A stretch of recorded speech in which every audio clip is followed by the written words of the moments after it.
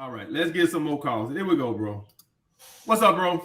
What's going on, AMS? What's up with you, bro? Look, just got two quick questions for you, man. But also that last guy, man, I don't know what he was talking about. He ain't living in reality or something, man. Like he wants something for nothing, bro. You talking about Rick, the Yeah, one? man. Like, yeah, he wants something for nothing, man. You can't. Yeah, Yeah, you gotta yeah. have some type of value, bro. You gotta have some type of value for the nines. The top of the. That's just the way it is, guys. Get over it. If you want a 9 or a 10, you want a 9 or 10. You typically not gonna do it with your personality. It's gonna have to be some type of value in there. Yeah, man. He living on another planet. But I got two quick questions for you, man. Number one is I'm 33 and I started my business like 2 years ago. Okay. And it's still not exactly where I wanted to be at. Mm-hmm. Like I'm making, between 8 to 10K, some months lower, some months higher, but it's not consistent. In your opinion, like how long should you focus on that one thing? Because it's my passion, but like I do online coaching, online fitness coaching. What is the business? I do online fitness coaching. So I got clients, monthly clients and stuff like that. And I send them out workout plans and stuff like that. But it ain't got to the point where I wanted to go. So for you personally, like how long would you, I know you said in a couple of videos before, like it takes about 4 or 5 years for something to get completely off the ground. Do you still think that, or? How long you been doing it now?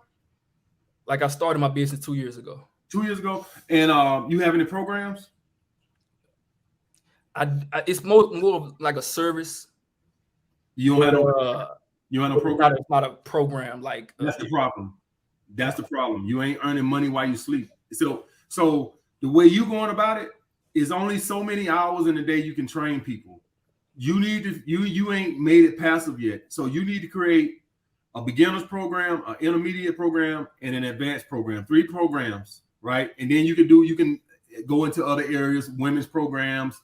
You can also go into an athletic program. So those 3 that could be at strength. Then you can go here and do some functional training programs. The key is just like Netflix is finding out now, is that online personal training is expensive. By you creating the generic programs, you make it more affordable for people. Like that's what Netflix is finding out now, that they got a lot more competition.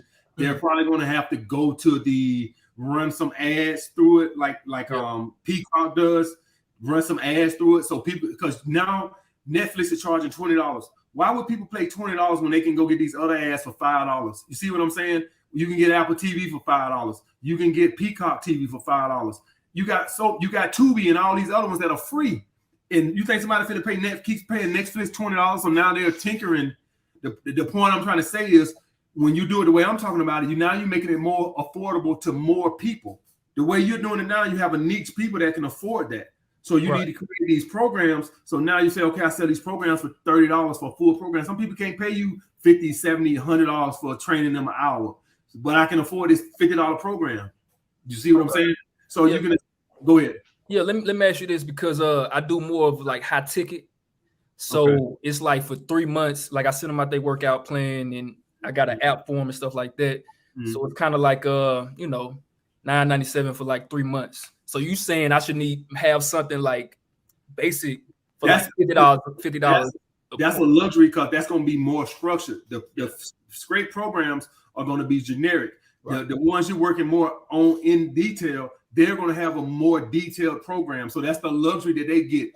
When you're going to go do the generic programs, it ain't going to be as structured as so like if I'm talking to you individually, you can structure me a program individually. That's going to get better results. But for people that can't afford that, then I can afford the cheaper thing. That's the best thing I can get. Are you going to get the best results from the thing as somebody who's training online talking to me? Absolutely not. But that's all you can afford.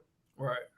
Okay. So that's all I'm saying. That makes sense. So I need to just have that on the side, so if someone can't afford that, I can still be making that money. That's a large audience. You're gonna make more money off of that than you are the talking thing online. You see what I'm saying? You're gonna make more money off of that. I make more money off of YouTube than I ever could coaching people online, because a lot of people can't afford to pay $800 an hour. You see what I'm saying? So, but a lot of people say, okay, I'll watch these videos for free and watch the ads and read this $10, $20 book. I can afford that, but I can't afford to pay them $8. Imagine if I ain't have no books. Imagine that I had Patreon and people just had to pay $800 an hour. A lot of people can't afford that. Yeah. You see what I'm saying? So that's what. So also with my thing, I cut it down to 15 minutes. I know some people can't afford 30 in an hour, so that's 15 minutes. Some people say, okay, I can afford that. So you gotta try to make it more affordable to more people. Yeah, and that's how you make money. I got one more question for you, MS. Go ahead. I just recently went through a breakup, man. I kind of know what you're gonna say, but I kind of, you know what I'm saying, got a little I wouldn't say needy, but kind of like fell off my masculine frame a little bit at the end, right? Okay. And went through a breakup. And it's been like a week. But I think I already know what you're gonna say because she is a good girl, you know what I'm saying? I know that's, you know, people gonna be like, hey, ain't no such thing as a unicorn. But yeah, it was my girl, but was with her for like 2 years. I know what you're gonna say. You're gonna be like, yeah, don't contact her. If she come back, she come back. But if not. But in your opinion, in this type of situation where she broke up with me, should I just leave it alone completely? Don't even worry about it. Just say fuck it, or in that situation, what would you have no other choice? Huh? You have no other choice, because if you reach out to her, this is what's this is the two things what I've seen what happen when you reach out to the woman, and I've done it in the past. She either becomes a tyrant or she just loses all love and respect for you because you're showing weakness. Y'all got, so I want you to go through the psychology of this, right? I want you to listen to what I'm saying. Well, I wasn't technically going to reach out to her, but in your opinion, like, would you like take, in your opinion, would someone like that come back? I guess what I'm saying. Why y'all broke up? Because that's what matters. Because I was red pill before I got with her. You know what I'm saying? And it's always gonna be in the back of your mind, like, okay, all these bitches gonna be cheating. You show insecurities. Yeah. You show insecurities. Yeah, I thought I had suspicions that she was cheating. Okay, so I'm just gonna leave it. I don't want to know how bad you got and how accused, but I want you to picture this, right? I had a bad girlfriend a long time ago in my 20s who accused me of stuff. And I remember when we broke up and I had to move home with my sister, right? And I remember the sigh of relief that came off my chest. She called me like 6 weeks later and talked to my sister. She called my phone, but I ain't answered. So she called my sister's phone and like, tell your brother, you know, I'm thinking about this, that, other. There was nothing that woman could have said to make me want to get back with her, because she made my life a living hell with those false accusations that even she couldn't even suck a whole lot of dick to get me back. Because you got to understand that when you put that much stress on somebody's head, the sheer thought of getting back with you, that girl could have said, hey, I'll give her money. There was nothing she could do to make me want to get that stress back in my life of her accusing me. Man, listen, we went to a restaurant. Some girls walked in the restaurant. I looked over there and she told myself, like accusing me just because the girls walked in and I looked that direction. You think I want to bring this shit back in my life? And I say all that to you to say that I'm just putting myself in the woman's shoe. Would I want to invite myself back to that insecurity and all that bullshit again? So the odds of you getting back with a girl, if you did that for a prolonged period of time, I can just imagine the weight that came off her shoulders, because I remember the weight that came off my shoulders when we broke up. And she called me like 6 weeks later. I ain't even want to suck a whole lot of nothing. I ain't want to have to do with that girl. I ain't gonna invite that crazy shit back into my life. So the point what I'm trying to tell you is learn from it. Take it as a learning experience. I pushed a girl away about accusing her of doing that shit before. This was long before Red Pill. She was a dime piece and I was a broke ass mattress worker. Right. And so when she went around me, she was a fine ass girl that was going to Alabama State, and I'm some broke ass dude working at a mattress company that's slightly overweight, and she's this super hot chick that I just caught at the right time, right? And I'm just like, every time she's not around me, I'm calling her phone like, why you answer the phone? And I pushed her away, and then I could do to get that girl back. And so what I'm telling you is, when you stress people out like that, they typically don't want. But what I did from that, I've never done that again in my life. I've never been insecure like that again. It was a painful lesson because I cared a lot about that girl. It's like I'm 21. All right. I was at the match con, so I was like 21. It was a painful lesson because I really liked her and she was a super hot girl. Every time we went out, heads are turning and shit like this here. And I'm like, damn, I'm a dude making $10 an hour, and I got a chick like I'm a boss, you know. So it was a painful lesson, but learn from it and understand where it comes from. It comes from you not doing what you supposed to be doing. So I wasn't doing what I was. That was the insecurities come from. Had I been doing what I was supposed to have been doing, then none of that would have happened.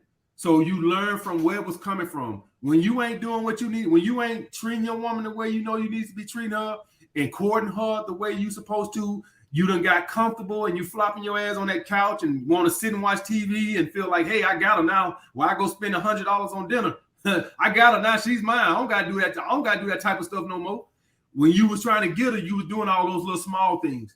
Then once you get her, you like, what? Why go out and spend $125? We can just sit right here and watch TV right here. And that's where the insecurities are gonna come from. Yeah, that's what happens. If you courting your woman right, you don't got no worries. You know you're doing what you're supposed to do, but it's when you know deep down, you know you ain't doing what you're supposed to, you ain't courting your woman the way you're supposed to. That's when them insecurities come in because you know she deserves better. Yeah, man. So for all you guys out there. No, I was just agreeing with you because and I know a point where you had said when you was in New York, you was dating the Sunday chick, right? Because right now I'm in a point where I'm trying to build my business. And I told her this, I was like, look, it's gonna take a whole lot of working. And I spent a whole lot of time on my business trying to do this, right? And I knew in the back of my mind that, okay, maybe I'm not in the right position to, you know what I'm saying, go out all the time and do all these things and do all that because I'm doing this. But I remember, go ahead. No. So for all my guys on their purpose, and you got a girl, understand this is what you need. You got to understand this is what you need. All you need is one day. That's date night. President Obama made it for Michelle, where they had a date night, designated date night. He's the president of the United States. And he made time, he made sure him and Michelle had a date night every week when he was in the country, right? He made sure they had a date night every week. That's non-negotiable if you have a girlfriend. If you have a girlfriend, that's non-negotiable. If you can't do that, then just stay dating. But if you have a girlfriend, that's non-negotiable. All you need is one day. You can have the other 6 and grind. That one day shows her your appreciation for her, and it keeps y'all bond strong. That quality time, it keeps y'all bond strong. I'm not saying you guys speak 3-4 days. One day. That's all. I was able to maintain the Sunday chick for over 2 years with one day. Sunday. That's why she was the Sunday chick. That's the only day I had. And the thing with that was I was so tired that we didn't even go nowhere. I was so tired with all the stuff I was doing. She was appreciative of that. You see what I'm saying? But the point being is you still need that one day. So for all my guys on their purpose and you got a girlfriend, you got to make one day. You got to give that one day. Now, if you're somebody who touring or driving trucks, that's totally different. You're out of town. But if you're a guy that's in town, you gotta make that one day. You gotta make that one day. Yeah. And last thing before I hop out, man, I don't want to take more time. In your opinion, if someone is red pill, do you I feel like I should probably just stay dating. Like after this, I don't even know if I want to ever get back in a relationship, like for real. You know what I'm saying? Like if you know female nature, is it really ever a point where you be like, you know what? I'm a firm believer in that attachments trump hypergamy. Okay. And I'm a firm believer that a woman does not cheat on a man that she's attached to. I'm a firm believer of that. I've seen women turn down guys, be with guys who they were crazy about, and they had ballers who want them, and they wouldn't touch nobody else. I've seen that with my own eyes. I've seen that growing up, that women who was probably with a normal working dude, and they would have ballers in the hood trying to get out of nope. So that's where I get that from, because I saw that with my own eyes, that women be with a broke dude that she loves and cares about, and the guys with money couldn't get her. So I'm a firm believer in that. So if you're a guy that wants to be purple pill, then go purple pill if that's your thing. Don't stay red pill if that's not you. You have to live your own life for you, not me and nobody else. That's how you have to live your life. But I'm a firm believer that attachments trump hypergamy. I could be wrong. Maybe it's But I'm a firm believer that if you're a guy and your woman's attached to you, I don't believe a billionaire could take it from you. That's what I've seen in my life. Appreciate it, man. I think it's rotations from now on for me, though. All right, bro. All right. Yeah, guys. So that's how I feel about it. I feel like I think nothing trumps hypergamy. I mean, nothing trumps an attachment. Let's see.